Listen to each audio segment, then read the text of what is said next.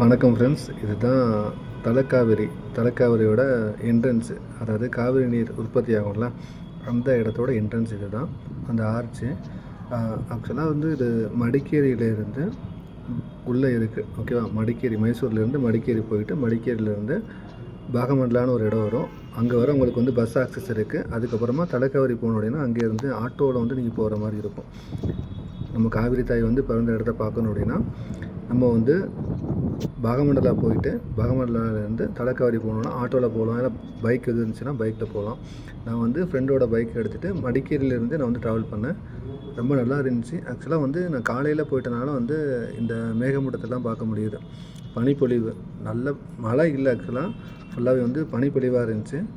ரொம்ப கிளைமேட்லாம் அவ்வளோ சில்லுன்னு இருந்துச்சு, அவ்வளோ அழகாக இருந்துச்சு, ஓகேவா. இதெல்லாம் ஃபுல்லாகவே வந்து அந்த வெண்மையாக தெரிகிறதெல்லாம் ஃபுல்லாகவே வந்து மேகங்கள், பனிப்பொழிவு. அது ஃபுல்லாகவே பனிப்பொழிவு. இன்னொன்று முக்கியமாக என்ன அப்படின்னா, நீங்கள் ஃபீல் பண்ண முடியும், அந்த ஸ்வெட்டை வந்து நீங்கள் ஃபீல் பண்ண முடியும், ஓகேவா. இன்னொன்று வந்து அந்த பனியை வந்து நீங்கள் டச் பண்ண முடியும். அந்த அளவுக்கு ஒரு மலை உச்சியில் அந்த அளவுக்கு ஒரு அழகாக இருந்துச்சு இடம். ரொம்ப சூப்பராக இருந்துச்சு. இங்கே கூட வந்து சொன்ன ரூட்டில் நீங்கள் போனீங்க அப்படின்னா ட்ரை பண்ணலாம், ஓகே.